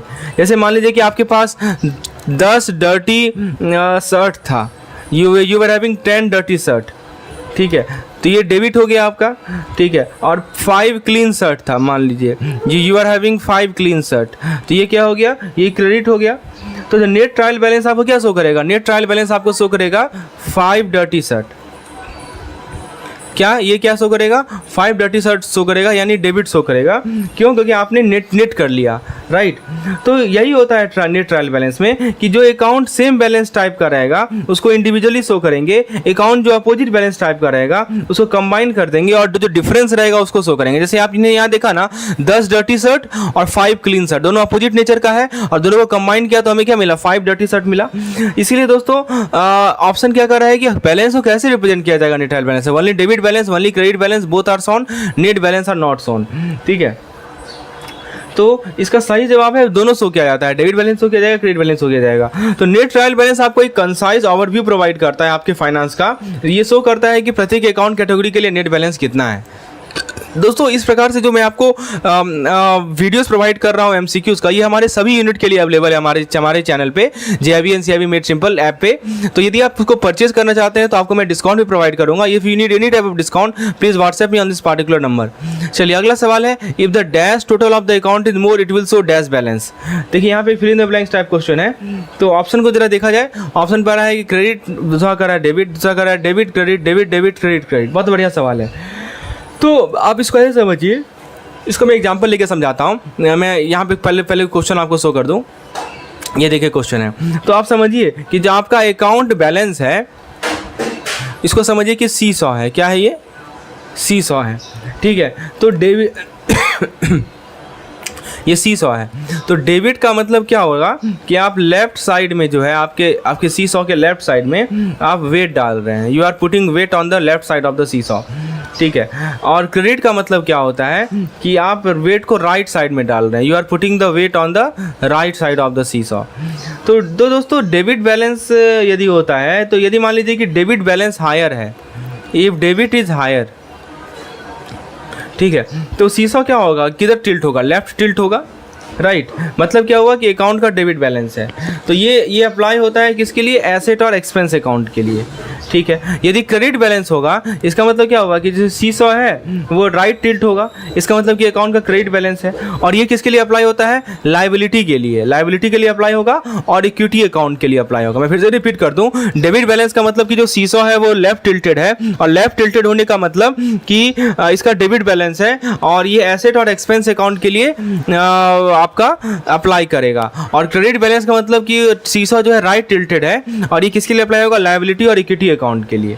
समझ में आया? ठीक है। तो आपको मैं एक टेबल प्रोवाइड कर देता हूँ चीज़ों को समराइज करने के लिए, ताकि आप हमेशा के लिए चीज़ों को याद रखें। यही पे मैं टेबल बना देता हूँ। देखिए सबसे पहले मैं आपको अकाउंट का टाइप बता देता हूँ, अकाउंट का टाइप बता देता हूँ, ठीक है। यहाँ पे डेबिट हायर लिख देता हूँ, और यहाँ पे लिख देता हूँ क्रेडिट हायर, ठीक है। तो मान लीजिए कि हमारा अकाउंट जो है एसेट का है, एसेट अकाउंट टाइप है, तो डेबिट हायर है, मतलब कि डेबिट बैलेंस होगा, ठीक है। यदि हमारा मान लीजिए कि लायबिलिटी है, तो लायबिलिटी में डेबिट हायर है तो क्रेडिट बैलेंस होगा, समझे। फिर दूसरा है एक्सपेंस, एक्सपेंस में डेबिट हायर है तो डेबिट बैलेंस होगा। और लास्ट है हमारा रेवेन्यू, तो रेवेन्यू में हमारा यदि डेबिट हायर है तो क्रेडिट बैलेंस होगा, समझे। आप जरा क्वेश्चन पे आ जाइए, इतना पॉइंट मैंने आपको समझाया। अब जरा क्वेश्चन पे आ जाइए। क्वेश्चन में क्या कर रहा है? If the dash side of total account is more it will show dash balance. तो इसका सही जवाब क्या होगा बताइए? इसका सही जवाब होगा कि यदि अकाउंट का डेबिट बैलेंस ज़्यादा है तो वो क्या शो करेगा? वो क्रेडिट शो करेगा, समझे। तो option number B is the correct answer. चलिए अगला सवाल है कि ट्रायल बैलेंस को क्यों प्रिपेयर किया जाता है? Why is trial balance prepare? इसको मैंने आपको पहले ही बताया था कि ट्रायल बैलेंस प्रिपेयर करने का बेसिक कारण क्या है। तो ट्रायल बैलेंस प्रिपेयर करने का बेसिक कारण क्या है? We have already discuss. तो बेसिकली अकाउंटिंग में ट्रांजैक्शन को रिकॉर्ड किया जाता है डेबिट के साथ, मतलब पैसा आ रहा है, क्रेडिट के साथ मतलब पैसा जा रहा है। ट्रायल बैलेंस आपके सारे इनकम और एक्सपेंस अकाउंट को लिस्ट करेगा, ठीक है। तो जो टोटल डेबिट होगा वो इक्वल होगा टोटल क्रेडिट का, इससे आप एरर को कैच कर सकेंगे। तो ट्रायल बैलेंस एक सिंपल रिपोर्ट होता है जो कि आपके सारे अकाउंट को लिस्ट करेगा, टोटल डेबिट और टोटल क्रेडिट शो करेगा, इंश्योर करेगा कि आपका बुक बैलेंस हो। तो ट्रायल बैलेंस प्रिपेयर करने का क्या कारण है? ऑप्शन देखते हैं, to finalise financial statement. Option B कर रहा है कि to verify arithmetic accuracy of the transaction recorded in the book. बिल्कुल सही जवाब है, option B is the correct answer. अगला सवाल है कि under the double entry system of book keeping when will trial balance tally. तो डबल एंट्री बुक कीपिंग के अंदर ट्रायल बैलेंस टैली कब करेगा, ये सवाल है। तो दोस्तों इमेजिन कीजिए कि आप लेमोनेड स्टैंड पे बॉल को जगल कर रहे हैं, आपने कुछ कॉइन को टॉस किया एयर में, डेबिट किया, आप सेल्स को रिप्रेजेंट कर रहे हैं, और कुछ कॉइन को टॉस किया, क्रेडिट किया ताकि एक्सपेंस को रिप्रेजेंट कर रहे हैं। तो ट्रायल बैलेंस का मतलब चेक करना हो गया कि आपने सेम नंबर ऑफ कॉइन को टॉस किया, कॉट किया या नहीं किया, जितना आपने टॉस किया। तो पहला ऑप्शन को देखते हैं, all transactions are recorded in the ledger. Double, यहाँ पे ध्यान दीजिएगा, डबल एंट्री बुक कीपिंग की बात की जा रही है। तो ट्रायल बैलेंस कब टैली होगा, ये सवाल है। कि ऑप्शन ए कर रहा है कि all transaction are recorded in the ledger, मतलब कि ये एनफ नहीं है दोस्तों। चाहे मान लीजिए कि सभी चीज़ों को आप रिकॉर्ड कर भी लें तो हो सकता है कि इनकरेक्टली रिकॉर्ड किया गया हो, जैसे आपने सेल्स को एक्सपेंस में डाल दिया हो, तो ये भी तो हो सकता है। तो ये तो ऑप्शन ए तो इनकरेक्ट है, ठीक है, ट्रायल बैलेंस टैली तभी करेगा, ये कंडीशन नहीं है। दूसरा कंडीशन क्या कर रहा है कि if the trial balance are correctly recorded through book of prime entry, correctly posted to the ledger, totalling it correct, ये बिल्कुल सही जवाब है।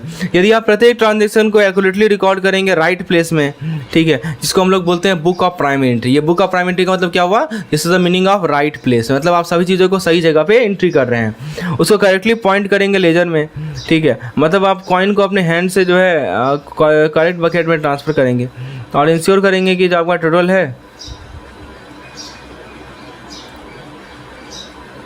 वो एक्यूरेट हो, तो आपका ट्रायल बैलेंस जो है बैलेंस हो जाएगा। ऑप्शन सी कह रहा है कि if the record are recorded in the cash book, तो ये हमेशा ये कैश ट्रांजेक्शन को कैप्चर करता है, ठीक है, तो ये गलत है। और लास्ट ऑप्शन कह रहा है कि if the transaction are posted to the ledger, मतलब क्या हुआ कि जैसे आप सभी चीज़ों को पोस्ट करते हैं, ये गारंटी नहीं करता है कि करेक्टली पोस्ट हो। तो याद रखिएगा इस ये जो हमारा बैलेंस ट्रायल बैलेंस होता है, ये इसका मतलब यही होता है कि आपने रिकॉर्ड किया, आपने कैटेगराइज किया, आपने टोटल किया सारे अपने ट्रांजेक्शन को डबल एंट्री सिस्टम के माध्यम से, ये पॉइंट है। Option number B is the correct answer. How can error be broadly divided, तो एरर को हम लोग कैसे डिवाइड कर सकते हैं, तो आइए देखते हैं। सबसे पहले ये अकाउंटिंग एरर को आप दो कैटेगरी में ब्रॉडली डिवाइड कर सकते हैं। पहला होता है प्रिंसिपल एरर और रिकॉर्डिंग एरर, ठीक है, आपके सामने 4 ऑप्शन दिया गया है, राइट। सो आप देख सकते हैं पहला एरर क्या होता है, principle error and recording error. मैं आपको थोड़ा समझा दूं कि ये रिकॉर्डिंग एरर क्या होता है, कि इसको क्लरिकल एरर भी बोलते हैं, राइट। तो जैसे मान लीजिए कि आप अपने पिगी बैंक को बैलेंस कर रहे हैं, यानी रिकॉर्डिंग ट्रांजैक्शन को बैलेंस कर रहे हैं, तो एक्सीडेंटली आपने क्या किया, गलत अमाउंट लिख दिया। आपने $10 लिख दिया, ठीक है, रादर देन 15, आपको लिखना था $15, लेकिन आपने लिख दिया $10। तो एक तरह का टाइपोज है, एक तरह का मिस्टेक है रिकॉर्डिंग में, तो ये किसको कहते हैं हम लोग, रिकॉर्डिंग एरर। और दूसरा एरर होता है हमारा प्रिंसिपल एरर। प्रिंसिपल एरर क्या होता है, इमेजिन कीजिए कि आपको पिगी बैंक को यूज करने का रूल ही नहीं पता है, यानी अकाउंटिंग प्रिंसिपल के बारे में जानकारी ही नहीं है, तो आप क्या करेंगे, जो आपको इनकम दिखेगा उसको मनी रख देंगे, आउटगोइंग मनी सेक्शन में रख देंगे। तो ये एरर होता है कि आप करेक्ट अकाउंटिंग रूल को अप्लाई नहीं कर रहे हैं, इसको बोलते हैं हम लोग प्रिंसिपल एरर, ठीक है। तो जैसे रिकॉर्डिंग एरर का मैंने आपको एग्जांपल बताया ना कि आपको $100 का पेमेंट करना था, ठीक है, आपने उसको $110 कर दिया, तो ये रिकॉर्डिंग एरर हो गया। और प्रिंसिपल एरर का क्या हो गया, आप मान लीजिए कि कोई लोन रीपेमेंट है, ठीक है, तो लोन रीपेमेंट को आपने क्या किया, आपने एक्सपेंस के रूप में क्लासीफाई कर दिया, लेकिन आपको किस रूप में करना था, आपको लायबिलिटी रिडक्शन के रूप में करना था, राइट। तो दोस्तों दोनों तरह के एरर, चाहे वो हमारे रिकॉर्डिंग एरर हो या प्रिंसिपल एरर हो, इससे आपका ट्रायल बैलेंस जो है टैली तो नहीं करेगा, इनका अलग रूट कॉजेज है। रिकॉर्डिंग एरर मिस्टेक होता है डाटा को कैप्चर करने में, और प्रिंसिपल एरर मिसअंडरस्टैंडिंग होता है। क्वेश्चन, इनमें से कौन सा क्लरिकल एरर का क्लासिफिकेशन नहीं है, ध्यान दीजिएगा, नहीं पूछा जा रहा है। Which of the following is not a classification of clerical error. तो पहला ऑप्शन कर रहा है एरर ऑफ ओमिशन। इसका क्या मतलब होता है कि जैसे मान लीजिए कि आप अपने अर्निंग को नोट कर रहे हैं, आपका बिजनेस है और आप अपने अर्निंग को नोट कर रहे हैं, लेकिन आपने क्या किया कि आपने सेल किया था उसको लिखा ही नहीं, ठीक है, you forget to write down the sale you made. तो यही होता है ओमिशन, आप ओमिट कर गए ना, ठीक है, you omitted, so this is called error of omission. दूसरा होता है error of commission. Error of commission क्या होता है ये समझिए। आपने क्या किया कि किसी एक्सपेंस को, कोई खर्चा था आपका, उसको आपने 2 बार लिख दिया, you have accidentally record an expense twice. जैसे मान लीजिए कि आपका लेमोनेड स्टैंड है, तो जो लेमन का कॉस्ट है उसको आपने 2 बार लिख दिया, राइट। तो यही होता है हमारा मतलब समझिए कि आपने या तो रॉन्ग प्लेस में लिख दिया या रॉन्ग अमाउंट लिख दिया, तो ये होता है हमारा एरर ऑफ कमीशन। तो ओमिशन मैंने बताया, आप किसी से लिखना भूल गए, जैसे आपने अर्निंग किया, ठीक है, लेकिन आपने सेल्स लिखना भूल गया, अर्निंग में सेल्स नहीं लिखे, यानी तो जैसे आपने किसी एक्सपेंस को दोबारा लिख दिया, तो ये हो गया एरर ऑफ कमीशन, ठीक है। उसके बाद तीसरा एरर होता है हमारा कॉम्पेंसेटिंग एरर। कॉम्पेंसेटिंग एरर क्या होता है कि 2 मिस्टेक हो रहा है, जो कि हो रहा है एक दूसरे को ऑफसेट करने के लिए, यानी कैंसिल करने के लिए, ठीक है। तो लेकिन दोस्तों एक ट्रायल बैलेंस को बैलेंस नहीं करता है, ठीक है। जैसे मान लीजिए कि आपने अपने सेल्स को अंडर स्टेट कर दिया $5 से, ठीक है, और अपने एक्सपेंस को ओवर स्टेट कर दिया $5 से, तो जो टोटल तो करेक्ट दिखेगा लेकिन जो अंडरलाइंग डिटेल है वो रॉन्ग होगा, समझे। तो ये होता है हमारा कॉम्पेंसेटिंग एरर। और जो हमारा एरर ऑफ प्रिंसिपल होता है ना, ये हमारा क्लरिकल एरर नहीं होता है। ये तब होता है जब आप अकाउंटिंग के रूल को ही गलत समझ लें। जैसे मान लीजिए कि आपने लेमोनेड स्टैंड का जो वैल्यू है उसको आपने एक्सपेंस के रूप में रिकॉर्ड कर दिया, तो आपसे सवाल क्या पूछा गया था कि कौन सा क्लरिकल एरर नहीं है। तो देखिए पहला तीसरा ऑप्शन क्लरिकल एरर है, error of omission, error of commission और कॉम्पेंसेटिंग एरर। लेकिन ये जो एरर ऑफ प्रिंसिपल है ये हमारा क्लरिकल एरर नहीं आता है, राइट। तो क्लरिकल एरर में क्या मतलब होता है कि मिस्टेक हो जाता है रिकॉर्ड करने में। तो लेकिन एरर ऑफ प्रिंसिपल क्या होता है कि आप बेसिक प्रिंसिपल को समझने में ही भूल कर देते हैं, समझे। तो इसीलिए दोस्तों ऑप्शन नंबर डी इसका क्या है, सही जवाब है। अगला सवाल है कि what is true about error of omission, error of omission के बारे में क्या सही है। तो सेम एग्जांपल लीजिए लेमोनेड स्टैंड का, ठीक है। आप जो है अपने लेमोनेड स्टैंड का इनकम को लिख रहे हैं। Suppose you are writing down the income of your lemonade stand in a notebook. आप अपने नोटबुक में लेमोनेड स्टैंड से जो भी इनकम हो रहे हैं उसको आप नोट कर रहे हैं, मान लीजिए, ठीक है। तो एरर ऑफ ओमिशन कब होगा, एरर ऑफ ओमिशन तब होगा जब आप जो है जो सेल आपने किया था उसको लिखना आप भूल जाएं, ठीक है। या तो पूरा का पूरा लिखना भूल जाए या सेल अमाउंट का एक पार्ट ही आप रिकॉर्ड करें, you have recorded only a part. तो मतलब जो भी चीज़ है रिकॉर्ड करना भूल जाते हैं, ठीक है। तो वो हमारा एरर ऑफ ओमिशन कहलाता है। तो पहला ऑप्शन को कर रहा है इंटेंशनल एक्सक्लूजन, मतलब कि एरर ऑफ ओमिशन जो है ये सबसे पहले बात इंटेंशनल तो होता नहीं है, ये अनइंटेंशनल है, गलती से हो जाने वाला मिस्टेक है, ठीक है। हम कोई डेलिबरेटली इन्फॉर्मेशन को हाइड करने के लिए ऐसा नहीं करते हैं। दूसरा कर रहा है कि एरर इन कैलकुलेशन। दोस्तों मिस्टेक जैसे मैथमेटिकल मिस्टेक होता है, जैसे हम एडिंग गलत कर रहे हैं, सब्ट्रैक्टिंग गलत कर रहे हैं, तो ओमिशन जो है कैलकुलेशन को तो अफेक्ट करेगा ही, लेकिन ये कैलकुलेशन खुद नहीं है, तो ये भी नहीं होगा। दूसरा कर रहा है कि डी देखते हैं, it affect only the income statement. तो दोस्तों एरर ऑफ ओमिशन जो है ना बहुत सारे फाइनेंशियल स्टेटमेंट को इम्पैक्ट कर सकता है, राइट। तो जैसे कि बैलेंस शीट हो गया, जैसे हमारा बैलेंस शीट हो गया, ठीक है। उसके अलावा हमारा कैश फ्लो स्टेटमेंट हो गया, इन सभी को ये अफेक्ट कर सकता है एरर ऑफ ओमिशन, ठीक है। तो इनकम स्टेटमेंट, बैलेंस शीट केवल इनकम स्टेटमेंट को ही अफेक्ट करेगा ऐसा नहीं, ये भी गलत है। ऑप्शन सी इसका सही जवाब है, it occur when a transaction is completely और partially omitted to be recorded in the book of account, ठीक है। तो एरर ऑफ ओमिशन का मतलब यही होता है कि हम जो है ट्रांजैक्शन को रिकॉर्ड करना भूल गए, या तो फुल्ली या पार्शियली। ये एक अनइंटेंशनल मिस्टेक होता है, कोई डेलिबरेट एक्ट नहीं होता है। तो ऑप्शन नंबर सी हमारा क्या है, सही जवाब है। अगला सवाल देखते हैं कि which type of error is present when goods are purchase on credit from Mister A and this transaction is not recorded in the purchase journal. बहुत अच्छा सवाल है। तो चलिए ऑप्शन को देखते हैं। पहला ऑप्शन कर रहा है एरर ऑफ कमीशन।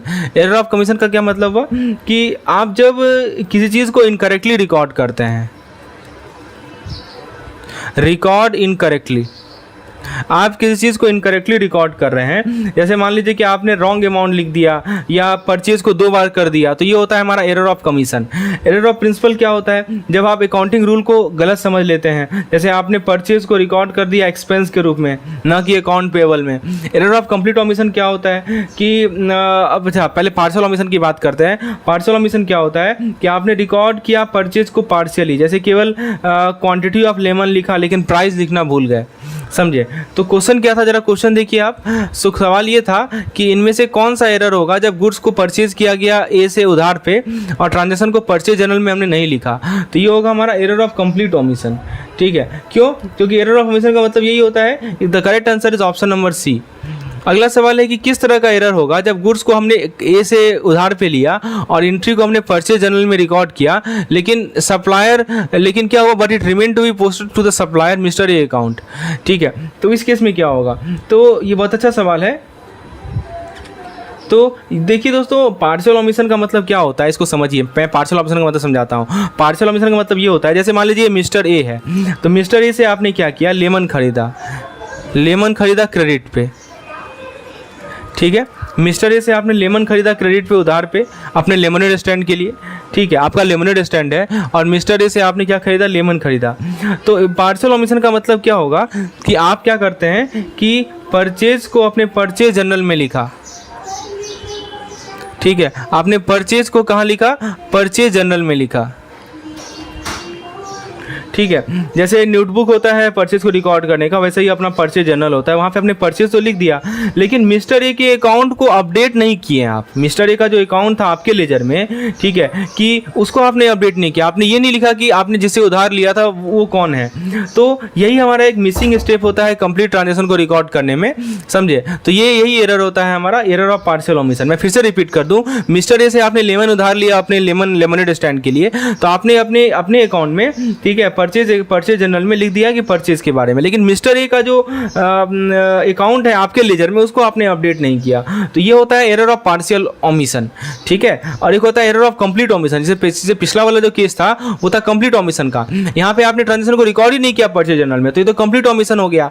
लेकिन यहाँ पे क्या कर रहा है कि आपने रिकॉर्ड किया परचेज जनरल में, लेकिन आपने सप्लायर का अपने ये लेजर में पोस्टिंग नहीं किया, ठीक है। तो ये हमारा होता है एरर ऑफ पार्शियल ओमिशन। बहुत अच्छा क्वेश्चन का सेट है दोस्तों, आपके लिए बना के लाया हूं। अगला सवाल है कि एरर ऑफ कंप्लीट ओमिशन जो है ट्रायल बैलेंस को कैसे अफेक्ट करता है, ठीक है। तो दोस्तों सबसे पहला ऑप्शन है कि it has no effect on the trial balance. तो दोस्तों इमेजिन कीजिए कि आप अपने लेमोनेड स्टैंड पे मनी को जगल कर रहे हैं, आपने कुछ कॉइन को टॉस किया, डेबिट हुआ सेल्स के लिए, और कुछ कॉइन को कैच किया एक्सपेंस के लिए।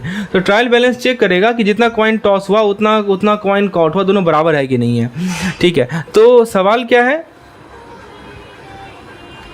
कि error of complete omission affect the trial balance. तो पहला है कि कंप्लीट ओमिशन, ठीक है। तो यदि आप मान लीजिए कि एक सेल को कंप्लीटली रिकॉर्ड करना भूल जाते हैं, तो मतलब कि आपने जो कॉइन को टॉस किया उसको मिस कर गए, लेकिन आप जो है किसी रिलेटेड एक्सपेंस को रिकॉर्ड नहीं करेंगे, ठीक है। तो इसका इंपैक्ट क्या होगा, क्योंकि डेबिट और क्रेडिट मिस कर रहा है पिक्चर से, तो ट्रायल बैलेंस अभी भी बैलेंस दिखेगा हमें, राइट। तो ये समझिए कि मिसिंग एलिमेंट एक दूसरे को कैंसिल कर रहा है और ओवरऑल पिक्चर क्या इनकम्प्लीट है, ठीक है। तो ये चीज़ है। अब देखिए यही बताया जा रहा है कि how does the error of complete omission affect the trial balance. तो इसका ट्रायल बैलेंस पे कोई इफेक्ट नहीं होगा, right.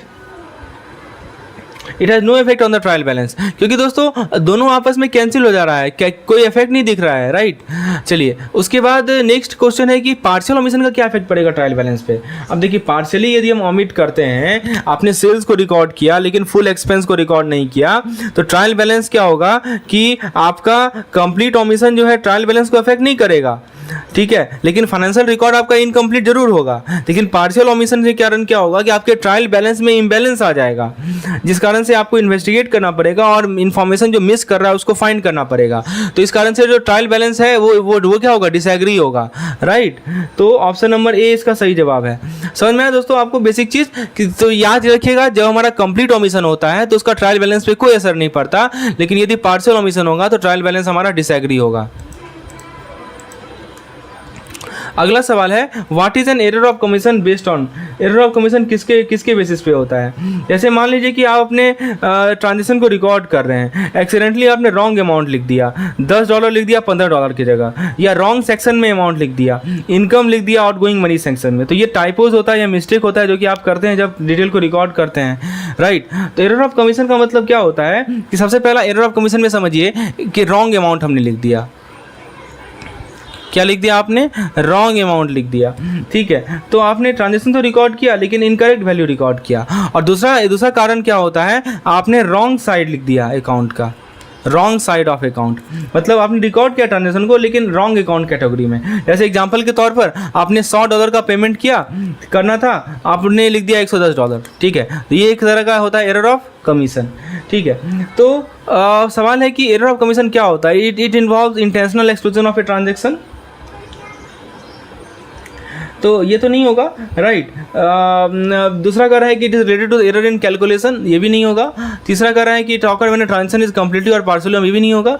It is committed in the recording a transaction while the wrong amount, yes correct, ये सही है, ठीक है। यही मैं आपको बताना चाह रहा हूँ कि यदि आप ओमिशन एरर से कंपेयर करें तो आप ओमिशन में भूल जाते हैं ट्रांजेक्शन को रिकॉर्ड करना, लेकिन कमीशन में आप रिकॉर्ड करते हैं गलत चीज़ को, कुछ एरर रहता है, समझे। तो एरर ऑफ कमीशन एक रिकॉर्डिंग मिस्टेक है, कोई ओमिशन नहीं है इंटायर ट्रांजेक्शन का। ये आपको हाईलाइट करता है कि आप डबल चेक जरूर कीजिए अपने एंट्रीज को, ताकि एक्यूरेसी को आप इंश्योर कर सकें। तो दोस्तों आज के लेक्चर को हम यही समाप्त करते हैं। इस प्रकार से यदि आप आगे के वीडियोस को देखना चाह रहे हैं तो हमारे चैनल को सब्सक्राइब कर लें, क्योंकि नोटिफिकेशन आपको मिल जाएगा जब भी हमारा नेक्स्ट वीडियो अपलोडेड होगा। और यदि आपको किसी प्रकार की स्टडी मटेरियल की रिक्वायरमेंट है तो आप मुझे इस नंबर पर व्हाट्सएप करके डिटेल जानकारी प्राप्त कर सकते हैं। धन्यवाद।